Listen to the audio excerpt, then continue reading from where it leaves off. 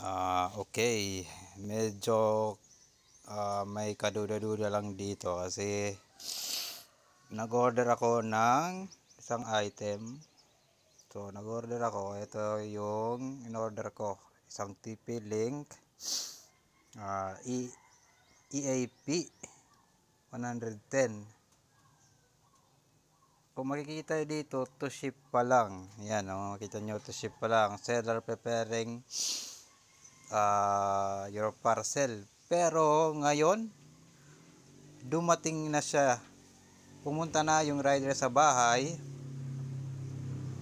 at wala pang update dito sa apps. Kahit i-refresh ko yan, wala, hindi yan mag-update. Yung isang in-order ko, eto sa China, sinip na yung sender.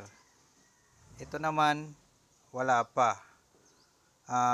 In-order ko siya last, ano ba yan? Ano ba dito? Nakikita ba dito yung date? Ayan.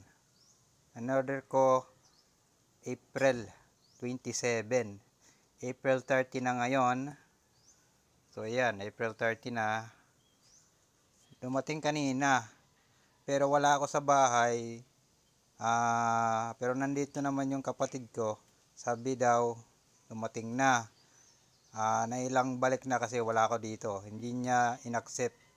So hindi niya binayaran. COD kasi. Yan, COD kasi to. Yan, may payment na 1,125. Nadududa lang ako.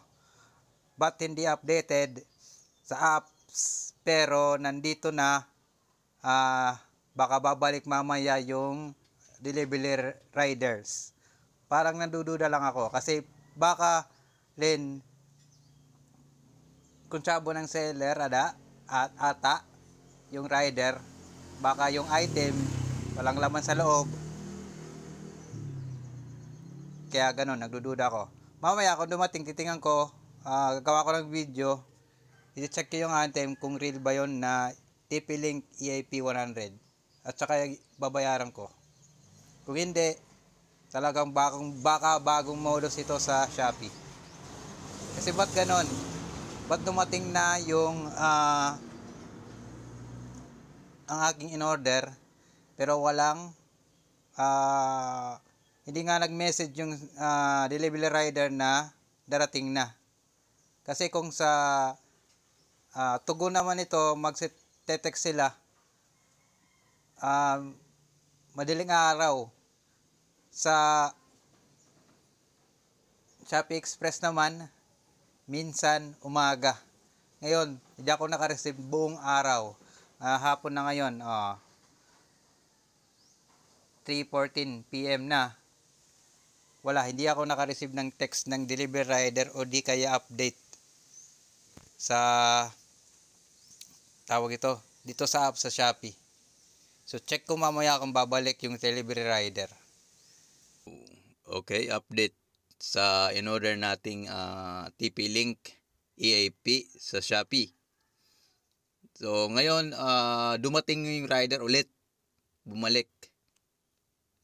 Then ipinakita niya yung item sa akin, yung package, yung parcel. So tinitingnan ko, nagduda talaga ako na hindi yun yung in-order ko. Kasi yung in-order ko, isang TP-Link EAP 110. So ito siya. Yan. Kita niyo naman yung box, oh. Yan.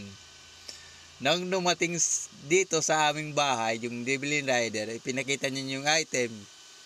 Hindi katulad nito. So ipakita ko yung video na hindi talaga katulad nung kanilang ipinakita sa akin. So ipopost ko muna yung video at ipakita ko yung video kung ano yung binigay nilang item.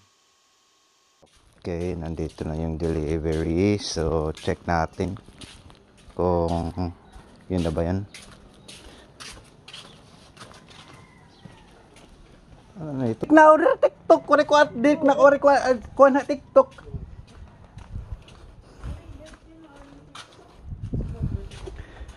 Okay, nag-order ako sa Kuwait AAP. Dapat ito yung box. Tingnan nyo. Hindi ganyan yung box, oh.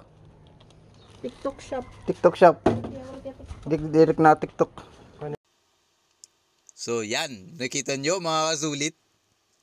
Hindi nagkatulad yung, hindi nagmatch yung box sa kanyang parcel na ibibigay sa akin. Kaya hindi ko tinanggap yung item. At sabi na yung kapatid ko, ba't TikTok? Ba't TikTok anyong nandun? Dahil di naman ako gumagamit ng TikTok. Ba't ganon? Ba't galing daw sa TikTok? Nandito naman ako nag-order sa Shopee. Kung makikita nyo sa aking cellphone. Yan, wala siyang TikTok ha. Wala yang TikTok. Yan oh. Matitok ba dyan? Wala. Amazon lang oh. Yan, wala. Mga laro. Yan. Sa ibaba, wala din no. Ito, ayun, wala. Yan. Wala. Kahit yata mag-search tayo sa setting. Yan. Yan oh, walang TikTok. Dapat mag-a-appear yan dyan. Kahit dun sa my apps. Wala akong TikTok, mga kasulit. Hindi ako gumagamit ng TikTok. Ha? Hindi ako gumagamit ng TikTok. So, ba't ganon? Nalagay dun sa box, TikTok. Pasensya na hindi ko nalagay yung video dun kasi parang meron pa kasi akong ginagawa dun eh. Ba't galing sa TikTok? Na, sabi naman kapatid ko, hindi ako na ma-order sa TikTok. Ba't ganon? So, ito yata yung bagong modus nila. Yan. Yung item in order mo, kung umorder ka ng COD sa Shopee, nandito lang siya sa to ship. So, it means pag dumating sa inyo, babayaran nyo, pwede nilang i-cancel. Kung nabayaran mo na, pwede nilang i-cancel yan. Pwede nang yata nilang i-cancel yan. So, it means hindi ka refund and recall kung in-accept mo at hindi mo chinek talaga yung item. Kung katulad.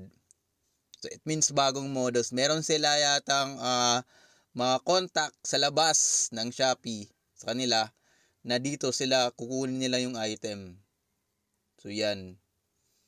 Humingi nga ng ID pero hindi ko lang pinakita. Sige, okay. Bigay ko ng ID para malaman talaga nila. Nilagay ko lang yung ID ko. Sabi dito nila, tinakpan ko lang yung ibang mga details. Yung pinakita lang doon yung pangalan lang.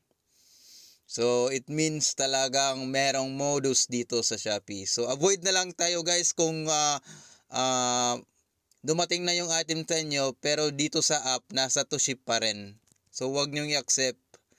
So, ito yata yung bagong modus nila.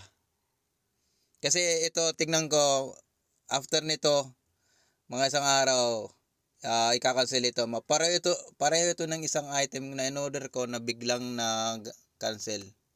Yan, tipiling din oh. Cancel. Pero ito, automatic kasi cancel by Shopee. Ito yung isa, wala. Ito yung isa, wala. So, it means, I will, kuhan na lang to, edit this video na lang, as isasend ko na lang sa Shopee. Para naman meron silang tawag ito, may imbestigahan ito. So, I think, dito maganda. So, it means meron talaga ng bagong modus dito sa Shopee. So, ito yung isang order ko, stainless. Pero wag na lang. So, guys, remind na lang, wag talaga kayong i-receive yung item kapag nasa to ship pa lang yung item nyo dito sa apps. So, guys, dito ko na lang itatapos yung video. You can like, share, and subscribe to my channel para sa ating susunod na mga review and test video dito sa ating sulit o hindi sulit channel. Babu!